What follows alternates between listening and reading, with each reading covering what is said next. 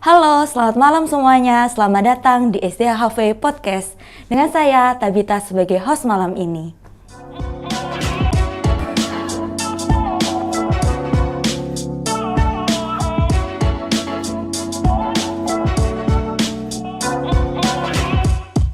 Jadi, malam ini podcastnya sangat spesial ya, karena kita kehadiran dua pembicara yang spesial. Yang pertama adalah Ibu Trisan. Halo. Dan juga ada Ibu Yana. Halo. Nah, gimana nih Bu kabarnya hari ini Bu Trisan? Puji Tuhan, saya sehat. Oke, kalau Bu Yana gimana kabarnya? Kabarnya baik-baik. Nah, kalau dari Bu Yana, apa sih yang membuat hari ini bersuka cita? Hari ini ya, bersyukur karena sepanjang minggu telah terlewati juga. Jadi hari ini masih bisa melewati, merasakan sukacita karena boleh menyelesaikan tugas-tugas dan tanggung jawab di sepanjang minggu berjalan. Wah, betul-betul. Kalau Ibu Trisan, apa sih kesibukannya hari-hari ini? Oh, kesibukan hari-hari ini. Ya biasa Bu, namanya guru ya pasti banyak koreksi ya. Wah, iya. Ya, mengoreksi, lalu mempersiapkan juga karena ini kan sudah mulai mendekati akhir semester ya. Berarti guru-guru itu sedang mempersiapkan yang namanya report card. Jadilah itu yang sedang dilakukan sekarang, melihat nilai-nilai, siapa siswa yang belum mengumpulkan, siapa yang sudah mengumpulkan. Wah, sibuk ya Bu ternyata menjadi guru ya. Nah, kira-kira nih Bu ya, apa sih yang membuat seorang Ibu Trisan ingin menjadi seorang guru? Mungkin ada cerita yang ingin bisa di-sharingkan kepada penonton. Kenapa sih seorang Ibu Trisan ingin menjadi guru? Oke, sebenarnya pada awalnya. Wah, dongeng nih ya, kita mendengar dongeng ya. Sebenarnya pada awalnya memang saya tidak mempunyai niat untuk menjadi guru begitu. Tapi saya ingat orang yang pertama kali mendorong saya menjadi seorang guru adalah guru saya sendiri. Jadi waktu itu ada informasi beasiswa dari Teacher College dari UPH. Nah, kemudian guru saya begitu berinisiatif untuk mendorong saya, bahkan ibunya bilang begini, sebenarnya ini sudah waktunya untuk tes masuk. Dan ibunya bilang begini, walaupun kamu belum punya formulir sekarang, ibu akan bayar formulir kamu pergi berangkat sekarang, kamu tes sekarang gitu. Dan sampai di sana saya tes, dan selesai tes baru saya terima formulirnya, baru saya sadar bahwa saya sedang mendaftarkan diri menjadi seorang guru. Oh, sebelumnya berarti belum tahu ya? Iya, saya hanya mendengarkan kata beasiswa, oke, gratisan. Iya. Saya mendaftarkan diri, tapi ternyata saya mendaftarkan diri menjadi seorang guru, dan memang Tuhan itu punya rencana yang luar biasa. Jadinya saya diterima menjadi seorang guru, dan sampai sekarang saya memilih untuk bertahan menjadi seorang guru karena saya melihat jiwa-jiwa melihat anak-anak yang Tuhan titipkan, jadi anak-anak yang Tuhan titipkan di STH. Dan saya melihat bahwa saya sebagai seorang guru memiliki peran yang besar, ada hal positif yang bisa saya berikan kepada bangsa ini, kepada masyarakat. Salah satunya adalah dengan mendidik anak-anak, mendidik karakter mereka, dan karena sudah pernah punya pengalaman diajari oleh guru dengan saya tidak tahu apakah guru saya mengasihi saya atau tidak. Yang saya ingat adalah diajar dengan menggunakan tongkat, dengan menggunakan kayu, dan menggunakan penggaris ya. Bapak, yang rekan-rekan yang lain mungkin tahu maksudnya apa ya. Dan saya tidak ingin anak-anak sekarang, jiwa-jiwa yang sekarang juga dididik dengan cara yang sama. Maka saya terjun dan tetap bertahan menjadi seorang guru sampai sekarang. Wah, panggilan yang luar biasa ya Ibu Trisan ya. Nah, kalau dari Ibu Yana sendiri, apa sih yang membuat Ibu Yana ingin menjadi seorang guru? Sebenarnya mungkin kalau dari kecil ya Bu, biasanya kita kalau ditanyakan apa sih cita-citanya, pasti kalau anak cewek biasanya dokter atau Iya. Dulu saya juga seperti itu. Mungkin saya juga berpikir kenapa sampai keinginan seperti itu ada, karena mungkin paling banyak kita berinteraksi ya kalau dari kecil ya pasti dengan guru yang paling banyak selain dengan teman-teman juga. Jadi mungkin itu yang terpanggil. Nah, ketika selesai studi seperti tadi ada dua option, maunya jadi salah dokter atau guru. Tapi ya mungkin kalau Ibu Tristan tadi bilangnya mumpung ada beasiswa nih, kalau saya mungkin lebih melihat ke mungkin yang secara saya hanya bisa secara finansial, kalau dokter ya waktu itu saya merasa tidak ini ya Bu. Jadi saya lebih memilih untuk masuk guru seperti itu. Jadi kayak bukan nggak tahu, mungkin itu waktu itu memang jadi kayak option untuk saya ambil pada saat itu. Tapi setelah itu apa yang saya lewati belajar tentang itu, walaupun memang awal-awal saya belum langsung jatuh cinta ke jadi guru seperti itu, masih ke kayak kontennya, karena kan waktu itu saya ambil pendidikan kimia. Saya awalnya cuman kayak jatuh cinta ke ya kontennya, ke kimianya, kayak jadi guru belum. Tapi saya bersyukur pas ketika saya masuk langsung ke pendidikan, khususnya saya jadi guru di tempat ini, saya bersyukur ternyata apa yang saya dapatkan dan apa yang saya bayangkan waktu itu, yang cuman saya tahu guru itu ya transfer ilmu seperti itu, tapi ternyata tidak seperti itu. Dan dari hari ke hari saya boleh menemukan kayak oh ini ya ternyata jadi guru bukan hanya sekedar transfer ilmu, tapi juga bagaimana mengarahkan anak-anak, menjadi teman bagi mereka, seperti itu sih. Jadi kayak walaupun sampai sekarang ini masih berproses ya Bu, jadi tapi saya bersyukur kayak saya boleh dari hari ke hari saya sudah boleh sudah mulai mencintai ini sih, seperti itu. Wah, ada kesamaan ya cerita dari Ibu Tristan dan Bu Yana. Pertama masuknya tidak sengaja dan akhirnya memiliki tujuan dan memiliki kurs untuk mendidik anak-anak untuk membimbing karakter mereka. Wah, pertanyaan ini juga pertanyaan sama yang dikirimkan murid kepada salah satu rekan guru kita. Karena minggu ini ya, murid-murid bebas mengirimkan pertanyaan apa saja kepada guru. Jadi kita saksikan ya, bagaimana rekan guru kita menjawab pertanyaan murid ini.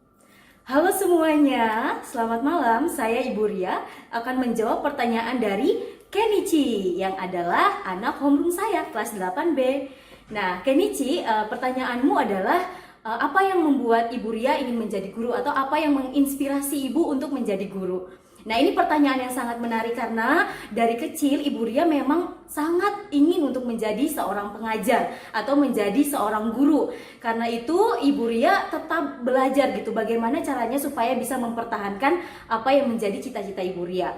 Dari SD Ibu Ria sangat mengidolakan sosok guru-guru Ibu Ria yang mengajarkan Ibu Ria dengan penuh kasih, dan mereka selalu mendukung Ibu Ria untuk belajar mengetahui banyak hal, dari tidak tahu membaca sampai tahu membaca, kemudian dari tidak pandai berhitung menjadi pandai berhitung dan sebagainya. Nah, seiring berjalannya waktu ya, ketika Ibu Ria SMP, SMA, Ibu Ria tetap masih memiliki cita-cita yang sama gitu, menjadi guru. Dan itu adalah hal yang sangat luar biasa ya, karena kebiasaannya pada umumnya itu orang-orang kalau punya pengetahuan yang sudah semakin luas tentang dunia profesi atau pekerjaan, bisa saja cita-citanya berganti-ganti. Tetapi Ibu Ria bersyukur karena tetap ingin menjadi guru. Dan pada akhirnya ketika Ibu Ria memutuskan untuk berkuliah di Teachers College di UPH, Ibu Ria semakin diingatkan lagi, semakin digodok lagi, semakin diperlengkapi, dan terutama bagaimana bisa menjalankan tugas dan tanggung jawab Ibu sebagai pendidik Kristen atau sebagai guru Kristen, yang tentunya fokus utama Ibu tidak hanya mengajar kalian secara konten, tetapi bagaimana bisa membantu kalian, mengarahkan kalian, membimbing kalian menjadi semakin serupa dengan Kristus. Terima kasih. Kalau dari Ibu Tristan, menjadi guru itu seperti apa ya Bu, menurut Ibu? Kalau menurut saya menjadi guru, awalnya saat saya melihat guru saya pikir ternyata tidak sulit juga pekerjaannya begitu, karena liburnya bisa dibilang juga banyak. Iya. Dan terus begitu anak sekolah pulang kan, langsung pulang kan ya. Tapi ternyata setelah saya terjun langsung menjadi guru termasuk salah satu pekerjaan yang berat, karena satu yang dididik adalah jiwa-jiwa yang masih muda begitu kan, dan yang namanya juga guru kan diguguh dan ditiru. Berarti kita tidak bisa menghindari bahwa anak-anak kita itu setiap harinya mereka terpengaruh dengan bukan hanya apa yang gurunya ajarkan, tapi dari perilaku gurunya juga begitu. Ini saya melihat bahwa anak-anak saya, karena yang saya ajari adalah anak TK, terus sekarang saya mengajar kelas 1. Saya melihat bahwa semakin hari mereka semakin menyerupai saya. Oh iya. Nah, bukankah itu adalah suatu hal yang bisa dibilang berat juga, karena kita tidak mau menunjukkan atau mencontohkan hal yang salah kan ke anak-anak. Jadi saya berusaha untuk menjaga perilaku saya berusaha untuk menyaring apa yang saya katakan. Jadi ya untuk tidak salah membentuk anak orang begitu kan orang tua sudah menitipkan anaknya di sekolah untuk sama-sama dididik. Orang tua mendidik di rumah, gurunya mendidik di sekolah. Jadi kalau misalkan gurunya, walaupun yang diajarkan misalkan akademinya bagus, akan tetapi kalau misalkan perilaku gurunya salah, Iya. wah itu lebih berbahaya sih Bu, kemungkinan anaknya mengikuti gurunya. Oke. Kalau dari Bu Yana sendiri, menjadi guru itu seperti apa? Mungkin agak mirip ya dengan Iya. Tristan. Dan saya juga mengingat kayak semboyan yang ada Ingarso Suntulodo, Ing Madio Mangun Karso, dan Tuturian Dayani. Jadi dari itu agak saya beranggapan bahwa menjadi guru itu di depan menjadi panutan bagi anak-anak, kemudian boleh juga menjadi sahabat, memberikan semangat kepada mereka ketika kita berada menempatkan diri di samping mereka, dan juga tentunya kita berada di belakang untuk mendorong mereka. Mungkin mereka, ya kita tahu ya pasti ada momen di mana mungkin mereka lelah dan atau mereka mengalami masalah atau apapun itu, ya kita sebagai guru pun ada peran kita juga untuk berada di belakang untuk memberikan semangat dan mendorong ke mereka. Itu sih Bu. Wah, ternyata guru berat ya Bu ya. Selain harus memikirkan hal administrasi, seperti mengoreksi, membuat soal, ataupun cara mengajar bagaimana. Memikirkan metode-metode yang efektif ketika mengajar anak. Tetapi Bu, dari hal itu semua, apa sih hal yang penting Yang harus dibentuk dari seorang guru sehingga dia siap menjadi guru.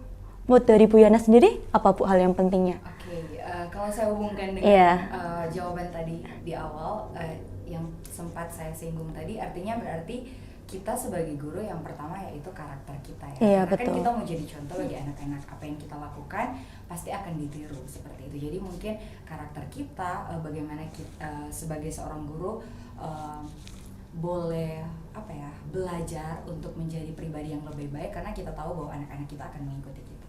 Kemudian ya pastinya secara konten juga kita perlu diperlengkapi, pedagogi kita, bahkan kalau saat ini yang paling banyak kita dengar tipek ya Bu. Iya. Mungkin Ibu sudah dengar, yaitu ya karena juga berhubungan dengan pandemi saat ini, jadi kita juga perlu tahu untuk teknologi yang ada, sehingga ya ini semua saling sama-sama boleh membantu kita, memperlengkapi kita sebagai guru untuk menjadi apa yang dibutuhkan anak-anak biar kita bisa miliki semuanya untuk diberikan seperti itu.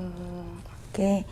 Kalau dari Bu Tristan, apakah ada yang berbeda atau ada hal yang mau ditambahkan? Saya setuju dengan yang dibilang oleh Bu Yana tadi. Jadi bukan hanya otaknya dipersiapkan, tapi juga karakternya dipersiapkan, karena kan akan dilihat oleh anak-anak, akan ditiru oleh anak-anak. Tapi ada juga yang perlu dipersiapkan adalah bagaimana kita diajari bagaimana belajar caranya mengajar. Belajar cara mengajar, kemudian kita mempelajari kira-kira karakter anak-anak ini seperti apa. Jadi kemampuan guru itu bisa menjadi psikolog juga. Jadi melihat karakter anak ini seperti ini. Jadi cara menghadapi setiap anak itu berbeda-beda. Jadi guru perlu mempersiapkan diri untuk mengenal anak-anak mereka.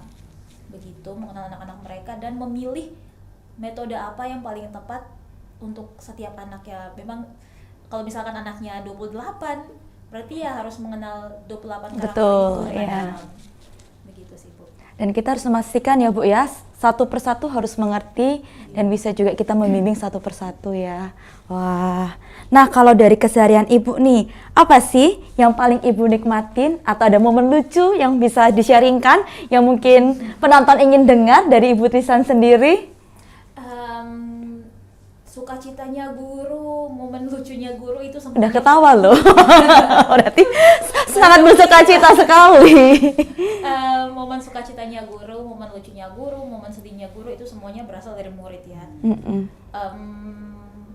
Kalau misalkan dibilang sukacita saya bersukacita setiap kali melihat wajah murid-murid saya begitu, karena kan anak-anak yang saya ajarkan tuh umurnya masih 5-6 tahun begitu kan, dan mereka begitu polos. Dan setiap hal yang terjadi di rumah, hampir setiap hal yang terjadi di rumah itu mereka ceritakan kepada gurunya begitu.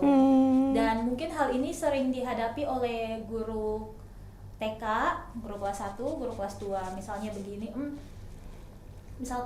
misalkan gurunya sedang memberikan pertanyaan.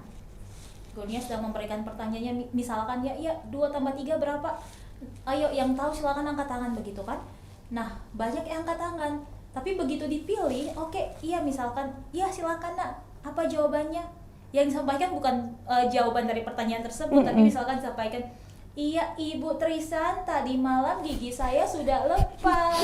Atau misalkan, Ibu Trisan hari ini ulang tahun dari mama saya.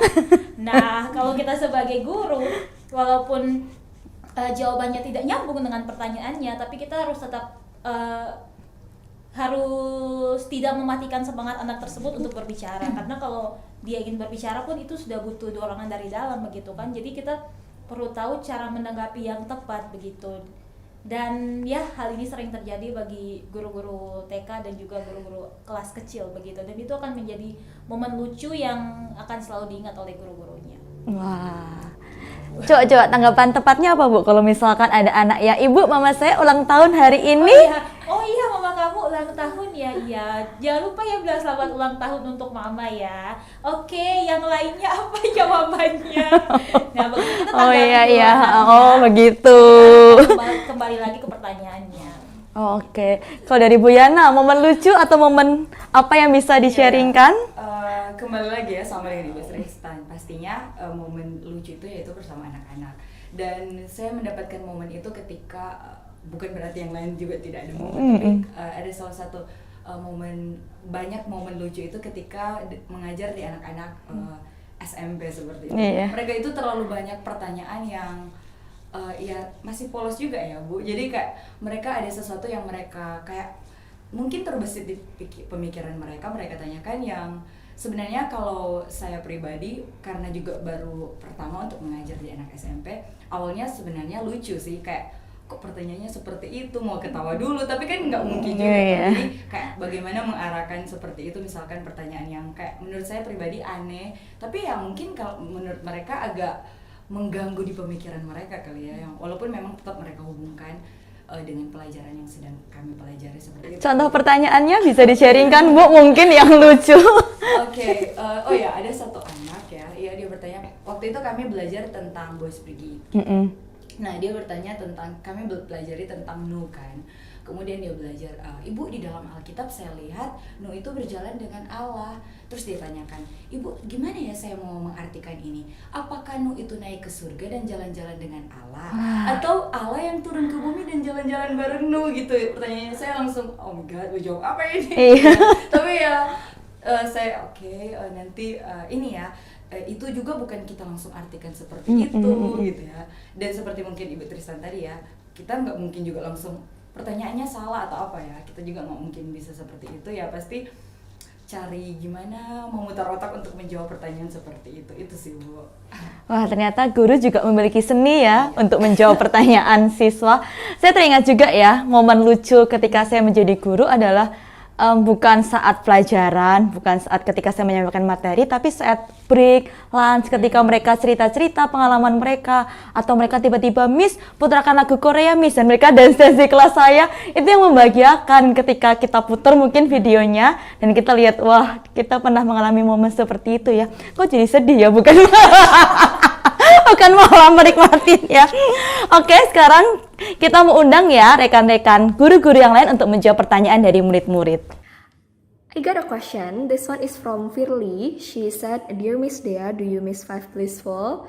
First, thank you for the question. Second, thank you for remembering me and Five Blissful. Third, I do really miss Five Blissful. I still remember our moments together.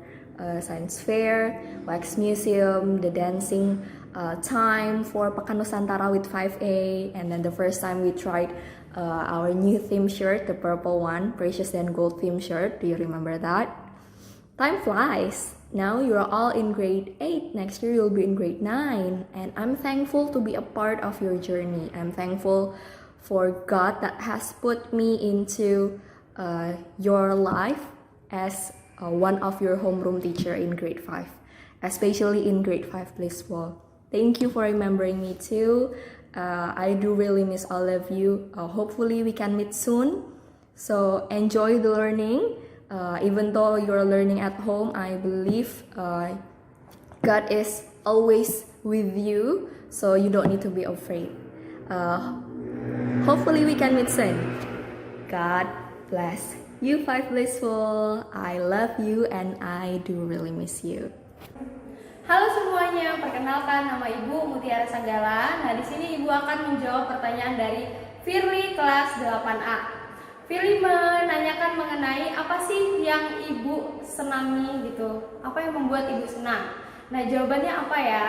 Jawabannya ketika di dalam proses pembelajaran Ibu melihat anak-anak yang Ibu ajarkan itu aktif, baik bertanya, mengemukakan pendapat maupun menjawab pertanyaan yang Ibu berikan. Kemudian satu lagi, nah ketika kalian mengerjakan secara berkelompok ya, Ibu sangat mengapresiasi sekali ketika dari kalian semua kan ada banyak kendala, kesulitan yang kalian alami, tapi kalian berani untuk mengapresiasi satu sama lain. Itu hal yang sangat baik. Nah, kalau tadi mungkin hal yang dinikmati Bu. Kalau sekarang hal yang paling digumuli dalam keseharian menjadi guru ya. Nah, nah kalau dari Bu Yana sendiri. Oke, yang hari-hari ini yang digumuli ya. Mungkin berhubungan dengan karena sekarang kita masih belajar online seperti itu. Saya sih akhir-akhir ini menggumuli dalam hal merespon anak-anak gitu ya. Jadi kayak ketika mereka ada hal yang mereka tidak paham atau tugas mereka tidak paham, mereka itu banyak membanjiri chat-chat gitu. Iya. Yang saya beratnya itu kalau kemarin-kemarin kan mereka mungkin ketika kita bertemu langsung, kita langsung bisa mengarahkan mereka, kita bisa tahu ya, oh anak ini udah bisa seperti itu. Tapi kalau ini kan cuma sekedar mereka chat gitu. Dan yang menjadi struggle-nya itu kayak saya terbeban karena banyak sekali chat yang saya tahu pasti mereka butuh jawaban di saat mereka bertanya. Tapi karena juga ya pasti antri dan juga banyak sekali seperti itu, jadi kayak itu sih yang masih kayak dalam hal memanage waktu saya untuk meladeni anak-anak seperti itu, karena saya percaya juga mereka pasti butuh itu. Tapi di sisi lain saya juga kayak butuh waktu yang banyak juga untuk membalas satu persatu. Itu sih yang kalau saat ini dihubungkan dengan pembelajaran secara daring seperti itu sih Bu. Ya, bergumul ya untuk merespon chat siswa satu persatu ya. Karena kalau di kelas biasa kan langsung bisa angkat tangan, tanya dan langsung bisa dijawab. Kalau sekarang online ya harus chat, kita harus balas juga lewat chat. Itu kan prosesnya sangat panjang kan, apalagi kalau siswanya kurang mengerti ya. Nah, kalau dari Bu Trisan sendiri hal yang apa yang digumulkan Bu? Hal yang digumulkan ya, kalau dihubungkan dengan pandemi saat ini, di mana kita semuanya mengandalkan teknologi untuk belajar, hal yang paling sulit adalah menyampaikan kasih sayang saya kepada murid-murid. Maksudnya begini, kan yang diajarin adalah anak-anak yang masih kecil, yang mana mereka kalau diajari itu harus Face to secara face langsung, ya. iya, harus secara langsung begitu, dan sulit bagi mereka untuk memahami kalau misalkan kita mengajarkan lewat misalkan Microsoft Teams begitu, lewat video conference. Jadi kita sulit menyampaikan, kita tidak tahu apakah mereka benar-benar memahami atau tidak. Dan satu lagi, fokusnya mereka, anak-anak kecil itu kan fokusnya jangka waktu untuk bisa fokus itu tidak begitu lama. Iya, ya. betul. Sedangkan kalau video conference itu bisa sampai 1 jam, jadi sulit untuk membuat mereka untuk tetap fokus. Dan kita dari para guru pun perlu mencari bagaimana cara menyampaikan pembelajaran ini supaya lebih menarik, supaya anak-anak itu tidak bosan selama pandemi ini. Dan satu hal lagi adalah yang membuat saya paling sedih adalah misalkan kalau anak saya dia kesulitan belajar dan terlihat dari wajahnya dia mungkin ingin menangis ya. Jadi yang guru-guru kelas kecil kalau misalkan anaknya nangis kan, saya tidak tahu dengan teman-teman yang lain, tapi kalau dari saya sendiri ya otomatis ya dari bahasa tubuhnya menunjukkan iya enggak apa-apa begitu kan. Tapi kalau misalkan yang saat ini anaknya jauh, tidak bisa dirangkul, tidak bisa diganggu, saya tidak bisa keluar dari layar tersebut.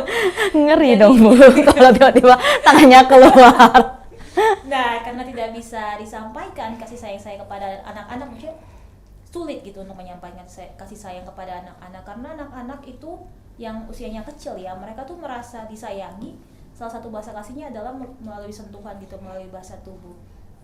Tapi karena pandemi kita harus membatasi yang namanya sentuhan satu sama lain. Jadi saya tidak tahu apakah anak-anak saya merasakan kasih sayang saya kepada mereka yang tertransfer lewat layar itu ataukah tidak. Tapi ya itu yang sulit. Dan, Kalau saya jadi anak Ibu Tisan, saya merasa kok kasih sayang dari Ibu Tisan dari layar kaca itu. Jadi jangan ya anak-anak kelas 1 ya yang menonton wali kelasnya ya. Bu Tisan menyayangi kalian kok ya. Tapi dari jawaban Ibu Yana dan Ibu Tisan saya bisa mendengar ya, kalau kita ya sebagai guru ingin melakukan yang terbaik, ingin memberikan yang terbaik bagi anak-anak murid kita ya. Dan kita juga belajar bagaimana caranya agar kita bisa memberikan yang terbaik dalam cara pengajaran kita mungkin, atau cara berkomunikasi kepada anak kita mungkin. Ya itu yang mungkin kita sedang gumuli ya, apalagi di masa pandemi seperti ini ya. Berat sekali ya guru mengajar tapi tanpa murid ya, karena bagian kita tuh ngomong sama ya siswa-siswa, ibu-ibu rindu ya melihat wajah kalian ya yang selama pandemi ini. Kita mau undang lagi ya. Kita mau dengarkan lagi nih ibu-ibu rekan guru kita menjawab pertanyaan dari murid-murid kita. Oke, sekarang Ibu akan menjawab pertanyaan selanjutnya, yaitu dari Angelica kelas 8A. Pertanyaannya, apa yang membuat Ibu bad mood? Jawabannya, ketika Ibu memberikan kalian tugas formatif maupun sumatif dan kalian mengerjakan tidak sesuai dengan rubrik yang sudah diberikan. Maka dari itu, kedepannya kalau tidak mau Ibu Mutiara untuk bad mood, makanya kerjain sesuai dengan rubrik ya. Oke, sampai di sini. Terima kasih. Bye. Hai, saya Ibu Steli Sumual dan pada saat ini Ibu akan menjawab pertanyaan dari salah seorang siswa di postingan Instagram sekolah, yaitu di sini dari akun yang bernama Veldreamblue 1722. Oke, pertanyaannya adalah apa yang membuat Ibu bersukacita dalam mengajar selama di SDHV? Yang membuat Ibu bersukacita adalah ketika Ibu mengajar, melihat siswa-siswanya, apalagi kalau mereka semangat belajar dan menikmati pembelajaran Ibu, itulah yang membuat Ibu bersukacita. Oke, yang kedua, peristiwa apa yang paling membuat Ibu berkesan ketika sedang bersama para siswa? Peristiwa yang paling berkesan itu ketika mereka mau cerita ke Ibu tentang kehidupan mereka, juga di dalam situasi pembelajaran ketika mereka merasa tertantang dengan pelajaran Ibu. Nah, ini yang membuat Ibu paling berkesan. Dan yang terakhir, ada nggak saran dari Ibu kepada para siswa yang sedang melakukan home based learning? Saran dari Ibu hanya satu, karena situasi saat ini Ibu tahu kalian banyak distraksi ketika belajar di rumah. Oleh karena itu, pintar-pintarlah untuk memanage waktu kalian, waktu belajar kalian, waktu istirahat kalian, waktu makan kalian dan sebagainya, agar supaya nanti semuanya bisa tersusun dengan baik dan nantinya tidak akan ada tugas-tugas yang menumpuk. Semangat! Nah, sekarang nih Bu, jadi kita mau lihat nih berbagai isu yang berkembang di Indonesia terkait tentang guru. Misalkan, Indonesia kekurangan guru, Indonesia butuh guru yang berkualitas, dan yang ketiga, antara kesenjangan nih antara angkatan tua dan angkatan muda guru-guru. Dan bahkan ya, yang paling sering kita dengar, kok kamu jadi guru sih? Nanti gaji kamu rendah loh. Nanti kamu nggak bisa beli rumah loh. Kamu nggak bisa jalan ke luar negeri loh. Nah, mungkin ada hal-hal yang dari beberapa isu itu yang ingin Ibu tanggapi. Apakah Ibu setuju atau ada yang ingin Ibu berikan respon mungkin? Dari Ibu Yana dulu. Oke, dari isu itu mungkin saya mau tanggapi tentang kesenjangan kan.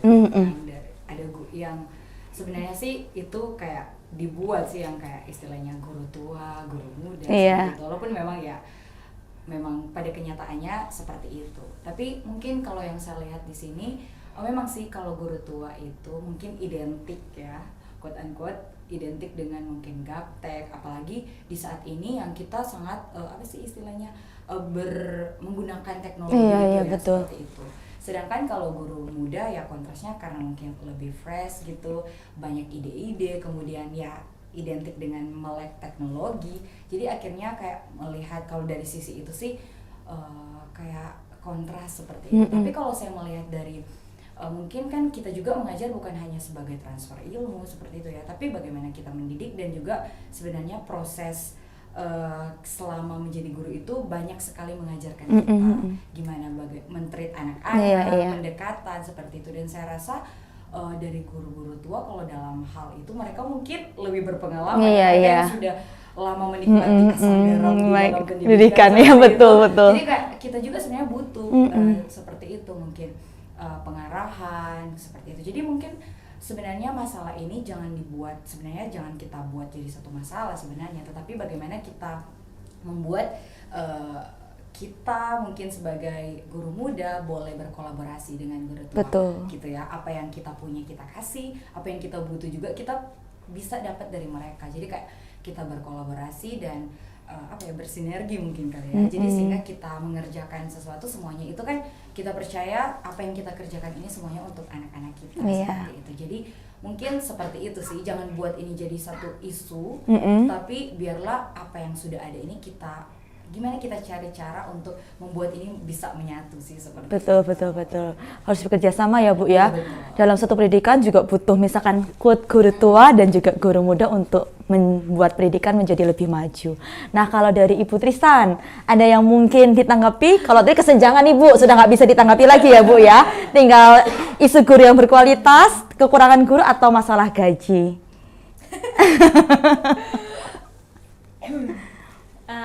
Kalau dari saya mungkin menanggapi yang masalah finansial itu ya, mungkin di luar sana ada pandangan bahwa guru gajinya kecil. Saya tidak bisa memungkiri juga bahwa di daerah-daerah terpencil masih banyak guru yang memang kurang mendapat dukungan begitu. Betul. Maksudnya dalam hal finansial kan, padahal guru ini sendiri adalah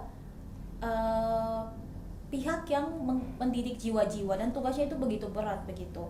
Dan kalau mau disamakan mungkin sama seperti dokter yang berhubungan dengan hidup dan matinya orang, dan juga guru juga berhubungan dengan jiwa yang mana itu merupakan hal yang begitu signifikan dalam hidup seseorang kan ya, karakternya mereka. Jadi guru membangun calon-calon pemimpin masa depan begitu.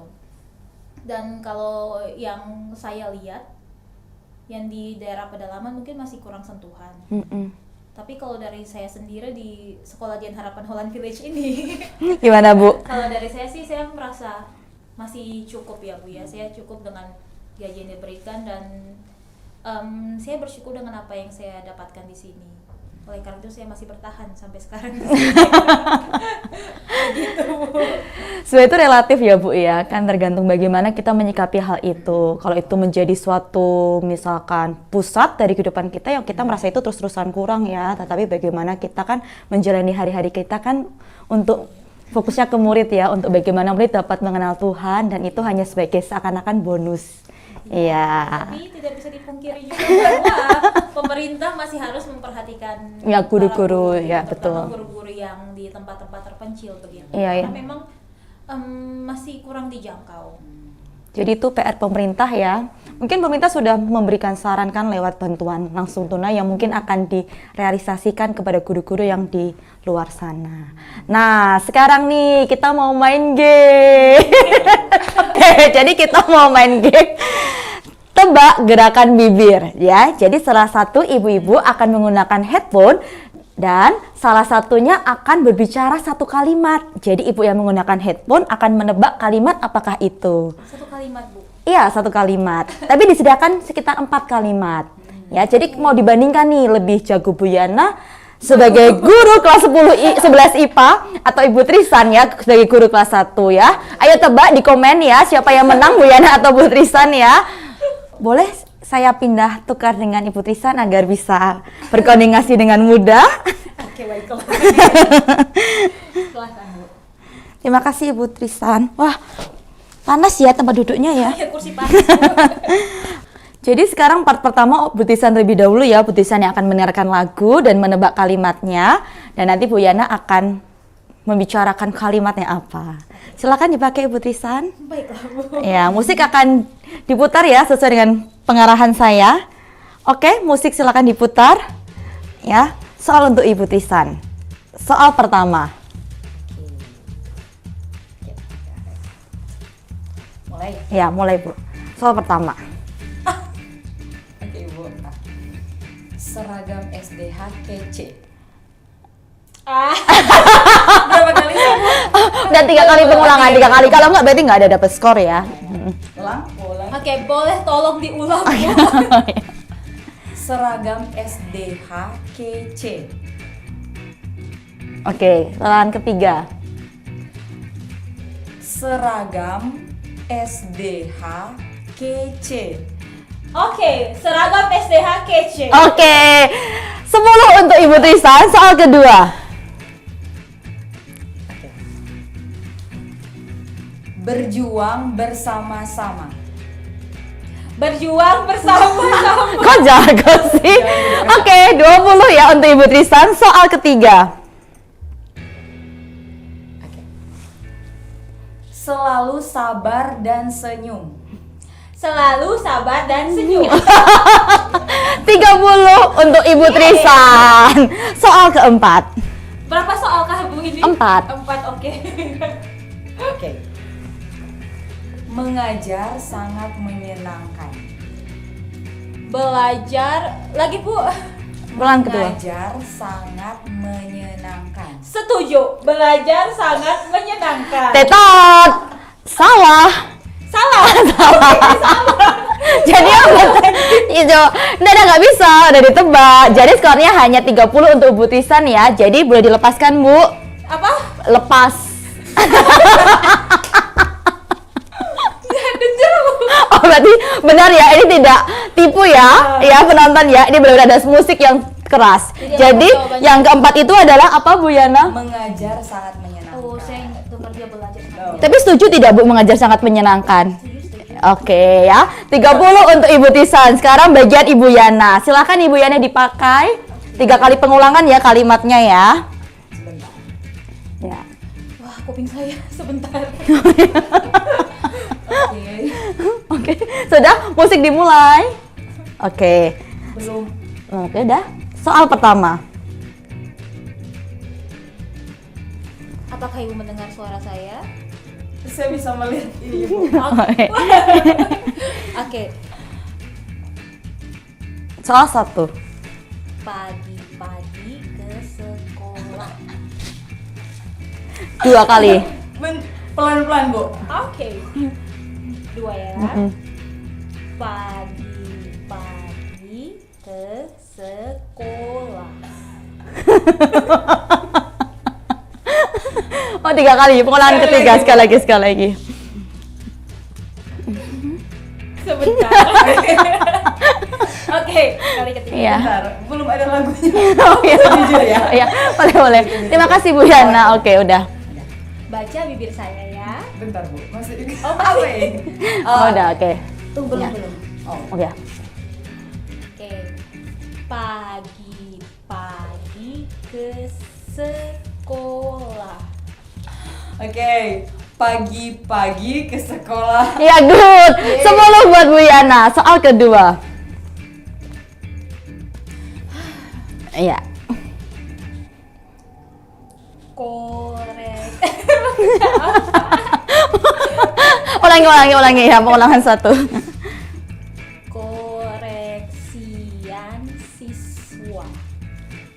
Koreksi siswa. Oke, mungkin ulangan 2 kali. Koreksian siswa. Koreksian siswa. Good. 20 untuk Bu Yana. Soal ketiga.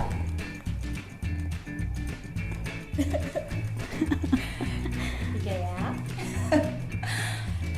Rindu murid.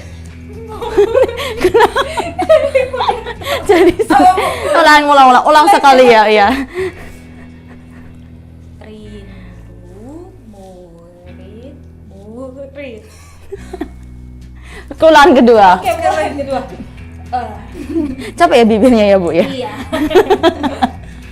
Rindu murid. Oh, aku nggak bisa. Tiga. Terakhir. Terakhir kali ya. Rindu murid. Enggak. Ibumu. Oke, sip. Skip ya, berarti masih 20 untuk Bu Yana. Soal terakhir 4. Aduh, sakit leher saya ya. Oh wow. Oke. Siap? Oke. Apa tadi kan? Katanya siap. Gimana Ibu Tristan ini? Oke. Mengajar membuat bahagia. Belajar membuat bahagia. Coba 2 kali. Kali kedua. Ih, curang. 2 kali. Tadi 2 kali juga Bu Tristan. Mengajar membuat bahagia. belajar membuat bahagia. Iya, oke, silakan dilepaskan. Jadi skornya ya adalah 30 untuk Bu Trisan dan 30 untuk Bu Yana. Jadi sorry buat mereka berdua. Nah, jadi untuk menutup podcast malam ini ada satu pertanyaan penutup. Apa sih mimpi ibu-ibu kepada rekan-rekan guru di seluruh Indonesia? Dari Bu Trisan dulu mungkin, apa mimpinya Bu? Mimpi saya adalah yang pertama mungkin semakin banyak bapak-bapak yang menjadi guru ya. Karena sesungguhnya anak-anak itu bukan hanya membutuhkan sosok perempuan sebagai seorang guru, mereka juga perlu belajar bagaimana caranya menjadi laki-laki yang berwibawa, dan itu bisa dilihat juga dari bapak-bapak guru ya. Dan yang kedua, semoga guru-guru yang ada di pedalaman sana semakin didukung oleh pemerintah. Wah, jadi banyak, saya pengen nambah Bu. Boleh. Bonus satu. Yang ketiga, semoga para guru semakin dihargai di mana saja, dihargai oleh siswa, dihargai oleh rekan-rekannya juga. Jadi para siswa, hargailah guru kalian, pekerjaannya berat, nah. Oke, thank you Bu Trisan. Kalau dari Bu Yana sendiri, apa mimpi Ibu untuk rekan-rekan guru? Oke, saya satu aja sih, yang mungkin juga jadi PR dan mimpi saya, yaitu mengajar dengan hati. Itu aja sih. Oke. Wah, sangat dalam ya, mengajar dengan hati ya. Singkat, padat, jelas. Oke, terima kasih kepada Ibu Yana dan Ibu Trisan sebagai pembicara pada malam hari ini. Nah, dari podcast hari ini kita belajar ya, untuk menjadi guru itu adalah suatu proses yang panjang, tidak instan, tapi proses yang akan selalu digumuli. Apalagi ketika kita sudah terjun ya, ibu-ibu dalam dunia pendidikan, itu adalah proses yang panjang yang akan terus kita gumuli. Apalagi ya, ketika kita mengajar, itu bukan hanya transfer konten, anak tahu 2 tambah 2 itu 4, tapi bagaimana mengembangkan karakter anak, dan bahkan ya bisa mengajarkan Yesus lewat pengajaran kita kepada anak-anak kita. Sangat bangga bukan ketika nanti ya, ketika kita sudah tua ya, tiba-tiba nih di mall ya, terus ada yang manggil, Buta Bita, inget saya nggak? Wah, terus siapa ya? Banyak sekali siswanya. Wah, ternyata itu adalah salah satu murid yang kita ajarkan, dan ternyata hidupnya dipakai untuk Tuhan. Itu adalah suatu pencapaian yang luar biasa bagi guru-guru. Bukan karena anak mendapatkan nilai 100 ataupun nilai berapa ya, tetapi bagaimana siswa dapat menjalankan ya perintah Tuhan lewat kehidupannya. Itu saja mungkin. Terima kasih juga bagi kalian yang sudah menonton podcast malam ini. Jangan lupa ya, share kepada teman-teman kalian, like dan juga komen. Terima kasih, selamat malam. Sampai jumpa di podcast selanjutnya. Bye-bye.